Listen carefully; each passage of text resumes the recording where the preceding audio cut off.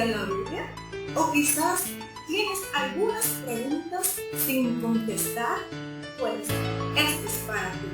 El Centro de Restauración Edificando Vidas presenta su programa Teología desde la perspectiva del pastor Pueblo. Y por supuesto estaremos hablando de la estructura del ser de Adán. Cristo no fue creado porque fue engendrado por medio de la intervención del Espíritu Santo. Y con ustedes, su anfitrión, el pastor Pueblo. Ezequiel capítulo 28, versículo 15. Perfecto eras en todos tus caminos desde el día que fuiste creado hasta que se halló en ti maldad. Estaremos viendo el estado original, el estado que viene como consecuencia de la caída. Por tanto, vamos a estar viendo lo que es, número 1, la naturaleza angelical. Número 2, su función. Y número 3, gloria al Señor, la jerarquía dentro de lo angelical. Hoy vamos a basarnos exclusivamente en el estado original. Bendito es el Señor. Veamos el estado original, veamos su naturaleza. Cuando hablamos de la naturaleza angelical, estamos hablando de cómo Dios lo creó, con cuáles cualidades el Señor, el Todopoderoso Adonai, lo creó. Cuando hablo de creación, que aunque la Biblia, la palabra de Dios, declara en el libro de los Hebreos, o en la carta a los Hebreos, hablando de Jesucristo, fue hecho un poco menor a los ángeles. Este texto no implica en el sentido de creación, sino en el sentido de posición, en el sentido que Cristo se encarnó en una naturaleza que, conforme al Salmo 8, está hablando de una naturaleza humana. Antropológicamente está estableciendo la Biblia que Cristo, al encarnarse en ese contexto, se hizo menor a los ángeles. Veamos, a la luz de la Biblia, que los ángeles son criaturas de Dios, son creación de Dios. Y veamos lo que dice en este sentido Colosenses capítulo 1, versículo 16. Hablando acerca de que los ángeles en su naturaleza, hablando de su estado original, son criaturas, fueron creados por Dios. En otras palabras, los ángeles no tienen preexistencia en sí mismos, como es el caso del Padre, como es el caso del Hijo y el caso del Espíritu Santo. Porque por él fueron creadas todas las cosas, las que hay en los cielos, las que hay en la tierra, visibles e invisibles, sean tronos, sean dominios, sean principados, sean potestades. Todo fue creado por medio de él y para él. Aquí notamos que los ángeles fueron creados por medio de Cristo y para Cristo. Yo quiero considerar, como hice mención, la carta a los Hebreos, capítulo 1, versículo 14. No son todos espíritus ministradores enviados para servicio a favor de los que serán herederos de la salvación. Dice aquí el autor a los Hebreos que son también seres espirituales al servicio del pueblo de Dios. Antes de seguir tocando este versículo, yo quiero que veamos en la misma carta a los Hebreos, en su capítulo 2, versículo 7, lo siguiente: le hiciste un poco menor que los ángeles, le coronaste de gloria y de honra, le pusiste sobre las obras de tus manos. Aquí está hablando de la encarnación. Lo hiciste un poco menor, pero no en el contexto de que Cristo fue creado. Porque recuerde que vimos en el primer nivel, en el nivel divino, que Cristo es eterno, que Cristo tiene preexistencia en sí mismo, así como la tiene el Padre, como la tiene el Espíritu Santo. Los ángeles no tienen un cuerpo corporal, un cuerpo físico como usted y yo. No tienen un cuerpo que fue hecho de materia, no. Los ángeles, gloria al Señor, En el contexto del espíritu, ya dijimos que los ángeles no tienen un cuerpo físico, no tienen un cuerpo como el tuyo y el mío. Sin embargo, más adelante vamos a desarrollar este punto, pero quiero dar una pincelada. Número 1, pueden personificar. Que claro, vemos en el Antiguo Testamento cómo los ángeles se aparecían con el cuerpo varonil. También los ángeles en el contexto ya, claro, de los ángeles caídos, conocidos como demonios, pueden poseer cuerpo, es decir, pueden entrar a un cuerpo físico, a un cuerpo material y ocuparlo y poseerlo, gloria al Señor. Esos dos puntos vamos a verlo cuando toquemos lo que es el estado angelical que fue afectado positivamente, y vamos a ver la posesión demoníaca cuando hablemos de lo que es uno de los 3 estados que fue afectado negativamente el nivel o la perfección angelical por el Señor. Sigamos hablando de la naturaleza de los ángeles en el estado original. Que los ángeles no mueren. Vamos a Mateo capítulo 22, versículo 30. Los ángeles fueron creados con una existencia enmarcada en el momento de su creación, pero los ángeles no mueren. Así que en ese contexto, gloria al Señor, podríamos decir que los ángeles son eternos, en el contexto de que no tienen final. Leemos Mateo capítulo 22, versículo 30. Porque en la resurrección ni se casarán, ni se darán en casamiento, sino serán como los ángeles de Dios en el cielo. Siempre se resalta el elemento de que los ángeles son asexuales y que nosotros en ese contexto, nuestro cuerpo físico, cuando seamos resucitados, seremos así. Y eso es cierto. Sin embargo, el segundo elemento que quiero tocar aquí es que nuestro cuerpo, este cuerpo que dice el apóstol Pablo en la primera carta a los Corintios capítulo 15, este cuerpo corruptible será transformado de un cuerpo corruptible a un cuerpo incorruptible. También dice Pablo que este cuerpo mortal será transformado de un cuerpo mortal a un cuerpo inmortal. Entonces, en ese contexto, también Cristo está diciendo que nosotros en la resurrección seremos como los ángeles, es decir, no vamos a ver muerte, no vamos a morir. Yo quiero aquí corregir un error teológico,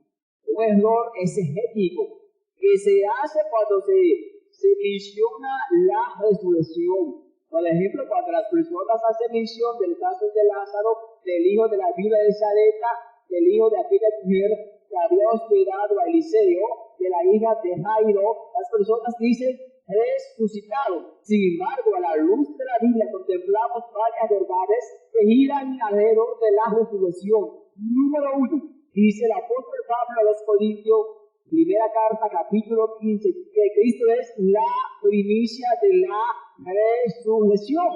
Ahora, ¿cómo se puede explicar que Cristo resucita después de ello y entonces dice Pablo que Cristo es la primicia de la resurrección? Claro, es que hay 2 elementos que tienen lugar en una resurrección. Número 1, que es el contexto que Cristo está estableciendo cuando nos compara a nosotros con los ángeles. Es que aquella persona que su cuerpo es resucitado jamás vuelve a haber muerte. Es decir, va a tener ese elemento de la naturaleza angelical que tuvieron un principio en el contexto del día de su creación, pero sin final, es decir, que nunca van a morir. Asimismo es la resurrección. Cuando usted y yo resucitemos, nunca vamos a volver a ver muerte. Segundo elemento que tiene que ver con la resurrección es que aquel que resucita con un cuerpo glorificado.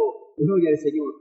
Ya vimos que los ángeles, en el contexto de su final, son eternos. Hay otro elemento que yo quiero tocar de su naturaleza, y es que los ángeles poseen intelecto. Yo quiero para ello que leamos Ezequiel capítulo 28, versículo 15.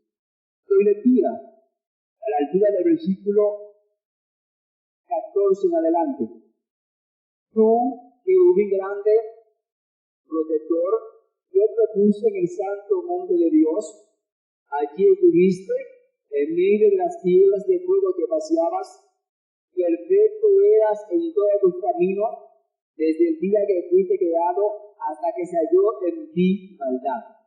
A causa de la multitud de tus contrataciones, fuiste lleno de iniquidad y pecaste. Mira lo que dice que pecaste. Aquí el hecho de que él había pecado no está implicando que Dios lo empujó, no está implicando que Dios lo programó. Dice pecaste, en otra palabra, de manera voluntaria. Este ángel, que lo imaginó, pensó, evaluó. Gloria al Señor. Por eso es que cuando vamos a Isaías 14 dice, tú que decías en tu corazón, es decir, este ángel maquinó, pensó. ¿Por qué pensó? Porque tiene intelecto. Claro, debo enfatizar aquí lo siguiente. Los ángeles originalmente, aunque claro, mantienen esa condición de intelecto, los ángeles fueron criaturas o son criaturas pensantes con un intelecto, con un razonamiento. Claro está, no un razonamiento humano, un razonamiento celestial de acuerdo a su naturaleza. Repito, los ángeles tienen intelecto, no un intelecto al mismo nivel que nuestra naturaleza, un intelecto de acuerdo a su naturaleza celestial. Cuando estamos hablando de la función angelical, usted se dará cuenta que el nombre angelical no está haciendo énfasis en la naturaleza de esos seres celestiales de ninguna manera, sino que el nombre angelical o el nombre de ángel le he dado como consecuencia de una de las funciones que ejercen estos seres celestiales. Gloria al Señor. Por este punto voy a detallarlo más cuando estoy tocando acerca de la función de estos seres celestiales. Vamos a ver otro pasaje, 1 de Pedro, capítulo 1, versículo 12. A esto se les reveló que no para sí mismo, sino para nosotros, administraban las cosas que ahora os son anunciadas por lo que os ha predicado el Evangelio por el Espíritu Santo enviado del cielo. Oiga el versículo clave. Cosas en las cuales anhelan mirar los ángeles.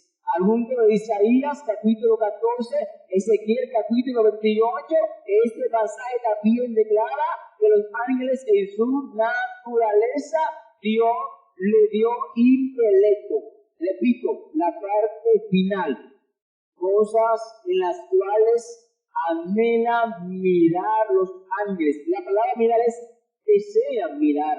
Y el hecho de que deseen es porque piensan, porque meditan, porque están razonando. No al mismo nivel racional humano, antropológico, sino al nivel celestial de acuerdo a su naturaleza. Gloria al Señor. Y aquí en este contexto voy a aprovechar para hacer mención que aparte de que los ángeles tienen intelecto, también tienen emociones. Otro pasaje que a la luz de la Biblia demuestra que los ángeles tienen emociones. Veamos lo que dice Lucas, capítulo 15, versículo 10. Doy lectura. Así os digo que hay gozo delante de los ángeles de Dios por un pecador que se arrepiente. Aquí Lucas está diciendo que los ángeles se gozan, se regocijan, indicando aquí que los ángeles se regocijan porque tienen emociones. Gloria al Señor. Los ángeles o esos seres celestiales tienen voluntad. Quiero aquí puntualizar lo siguiente. Vamos a verlo más adelante cuando toquemos lo que es el segundo y el tercer estado angelical. Después de la caída, después de la rebelión celestial, esta voluntad en la naturaleza angelológica fue afectada. Bendito sea el Señor. Leemos en Judas versículo 6. Vamos a ver que la palabra de Dios denota que los ángeles tienen voluntad. Y cuando hablamos de voluntad, estamos hablando, gloria al Señor, de libre albedrío. Bendito sea Dios. Judas, versículo 6. Que a los ángeles que no guardaron su dignidad, sino que abandonaron su propia morada, los ha guardado bajo oscuridad, en visiones eternas para el juicio del gran día. Note, si estos seres celestiales no hubieran tenido voluntad o libre albedrío, ¿cómo se hubieran rebelado contra Dios? ¿Cómo hubieran tomado la opción de seguir los pasos de este querubín grande que se revela contra Dios, yo he conocido como Satanás o como diablo? Repito, si no hubieran tenido voluntad, como estos seres celestiales se rebelaron contra Dios. Precisamente lo hicieron porque en su naturaleza el Señor le dio libre albedrío, le dio libre voluntad. Pero este libre albedrío, esta libre voluntad, después de la caída, fue afectada.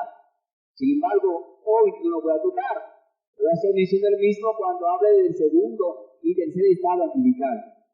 Vamos a ver también que los ángeles tienen fuerza. Yo creo que leamos Salmo 103, versículo 20. Alabado sea el Señor. Y es bueno que leamos este salmo porque nos indica que Dios, en la naturaleza de estos seres celestiales, le dio poder. Pues decía Jehová, vosotros sus ángeles, poderosos en fortaleza, que ejecutáis su palabra. La palabra hebrea para ángel, de acuerdo a su etimología, es la palabra malak, que de hecho significa mensajero. No voy a enfatizar mucho en este contexto, pero cuando hablemos de la función de los seres celestiales, voy a dar un negocio más amplio, más etimológico de este término. Entonces, aquí vemos a la luz del Salmo 103, versículo 20, que los ángeles tienen fuerza, tienen poder. Pero yo quiero aquí precisar lo siguiente. Bien es cierto, como dice Ezequiel 28, cuando dice, tú que eres grande protector. Bien es cierto que los ángeles tienen poder, tienen fuerza, tienen dominio. Pero este dominio, que este poder, que esta fuerza es superior al la del hombre, pero limitada. Recuerde esto, el poder angelical, la fuerza angelical, la autoridad angelical, el dominio angelical es limitado en todo el sentido de la palabra. El único poder, la única autoridad, el único dominio ilimitado es el de Dios. Por eso hay personas que muchas veces, sin darse cuenta, presentan a este querubín que ha caído, y le presentan como que tiene un poder igualado al de Dios, como que tiene un poder ilimitado. Y esto lo negamos categóricamente por el Señor. Por tanto, los demonios ni Satanás pueden oponerse a Dios. Permíteme gozar de esta verdad teológica. ¿Por qué decimos que no pueden oponerse a Dios? Porque el poder de Dios es ilimitado. Y el poder de Satanás y los demonios es limitado. Sin embargo, ¿qué hace Satanás y los demonios? Se oponen a todo lo que tiene que ver con Dios. A todo lo que tiene que ver con Dios. Llegamos a la parte final de su programa. Teología desde la perspectiva del pastor Pueblo. Hasta una próxima entrega. Shalom.